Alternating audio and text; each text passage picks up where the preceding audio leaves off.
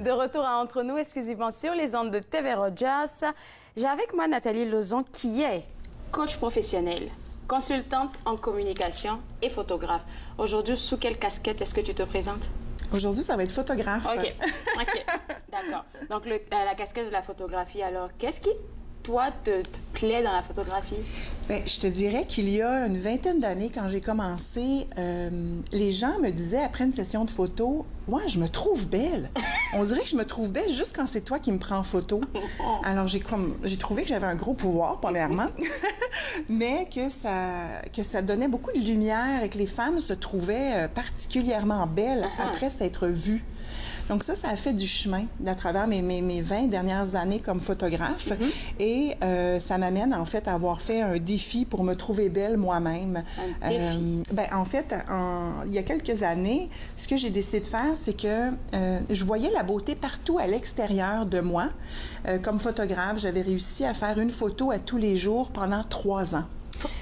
Oui, ça, c'est à peu près 1096 jours de photos qui m'a appris à apprivoiser le quotidien, apprivoiser je vais dire la banalité. Comme là, tu vois, Claude-André, je vois ici ta tasse et je vois la réflexion avec la lumière, puis je trouve ça super beau. Alors, moi, j'ai commencé à voir la beauté partout autour de moi et je me suis aperçue après 3 ans que j'avais encore du mal à me trouver belle comme femme. Ça, c'est le défi de toutes les femmes. Parle-moi-en. Alors, je dis, comment ça se fait que j'ai encore du mal à me trouver belle? Et c'est là que le défi est arrivé de me regarder moi-même sans le regard des autres. Alors, tu sais, se trouver belle juste pour soi. Alors, c'est quelque chose qu'on n'est pas habitué avec les médias sociaux, dans notre société actuellement. Alors, j'ai fait une photo à toutes les semaines pendant toute une année et j'ai documenté mon processus pour me trouver belle moi-même. Et à l'époque, mon éditeur chez Béliveau avait dit « Wow, quel beau projet, on va faire un livre avec ça ». Mais au départ, c'était même pas supposé d'être un livre. OK. Mais bon, finalement, ce l'est devenu et c'est beaucoup à l'intérieur et le rayonnement intérieur qui est ressorti à travers ce livre-là. Mais aujourd'hui, mon sujet, c'est pas ça.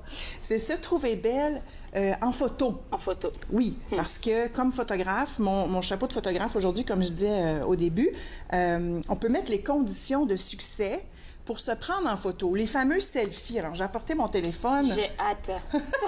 Ça t'intéresse? Alors, premièrement, pourquoi se trouver belle en photo? Écoutez, on n'est pas obligé de se trouver belle. Non, mais c'est que comme coach, j'ai eu l'opportunité de rencontrer plusieurs types de personnalités et d'étudier les personnalités.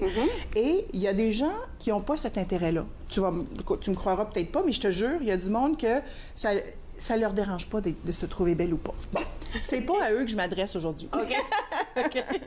OK. Alors, pourquoi se trouver belle en photo? Premièrement, je me suis posé la question, à quoi ça sert? Mais quand vous voyez une belle photo de vous, à part la mettre sur votre profil de Facebook, qu'est-ce que ça vous procure à l'intérieur? À mon avis, c'est un ancrage positif. C'est un souvenir positif qui, dans les jours où ça va moins bien, croyez-moi, j'en ai plein de jours qui vont moins bien, mais quand je vois ma photo de profil, que j'ai envoyée d'ailleurs, entre autres, avec ma fille Béatrice, quand je vois cette photo-là, je me trouve belle et je me dis, il y a des meilleurs jours, je suis capable d'être belle et tout ça. Et puis, comme maman... C'est une astuce que je vais garder. Oui, bien c'est un ancrage. Ça devient un point de référence de se trouver belle.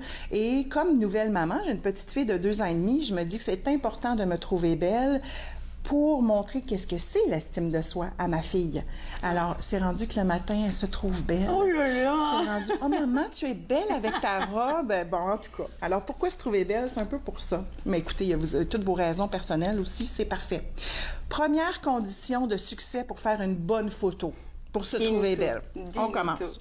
Alors, si on y va avec un téléphone, je vous dirais que l'affaire la plus simple, c'est la lumière. Alors, du jour ou... Ben, c'est ça. Alors, la lumière naturelle, c'est ma préférence. Je vous dirais que c'est l'idéal. OK? S'il est midi, par exemple, le soleil va être juste en haut. Alors, ce que ça fait, c'est que ça crée des ombres en dessous du nez, en dessous des yeux, en dessous du menton. Alors, ça, c'est bon de s'en rappeler. OK? Mais si vous avez, comment je dirais bien, de l'ombre en quelque part, un peu d'ombre, je vous dirais que c'est l'idéal d'être dans l'ombre. Quand je fais des sessions de photos, les gens me disent « Ah, il va faire beau, ça va être parfait pour la session. » Non, non, non. Mon idéal, c'est quand j'ai des nuages qui passent devant le soleil parce que ça agit comme un diffuseur. Alors, si on peut avoir une journée ombragée un petit peu ou se placer en dessous d'un arbre ou en dessous d'un endroit où le visage peut être complètement dans l'ombre. Comme ça, on n'aura pas de reflets trop forts du soleil, par exemple. reflets trop forts et tout ça. Alors, c'est premièrement l'idéal. Alors, trouver de l'ombrage pour que notre visage soit au complet dans l'ombre ou éclairé de façon égale, je te dirais. Et oui, et comme je disais, être conscient des ombrages que ça crée. Alors, si on a un gros soleil super fort puis qu'on se retrouve avec des grosses poches d'ombre, c'est pas nécessairement beau. Sais-tu quoi? Je trouve que c'est important et c'est, comment dire, c'est un cadeau à se faire de se trouver belle en photo. Ça te parle-tu? Je trouve que tout le monde mérite, je veux dire, toutes les femmes, les hommes aussi, mais là, entre toi puis moi, toutes les femmes méritent de se trouver belle en photo. OK? Donc, premier point, la lumière, essayer de trouver quelque chose d'ombragé, quelque chose où notre visage est éclairé, mais pas trop.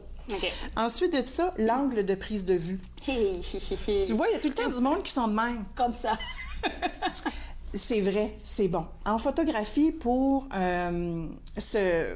je sais pas, pour se voir un petit peu plus belle, je te dirais, c'est vrai qu'il faut monter un petit peu le téléphone. Oui. De se prendre en dessous, là, non. Là, toutes les femmes le savent, là, on veut pas ça, là. Ça va sortir le double menton, ça va tout sortir ce qu'on veut pas voir. Je vous dis pas qu'une photo que je suis en train de vous expliquer sera totalement authentique, parce qu'on a plein d'angles, hein?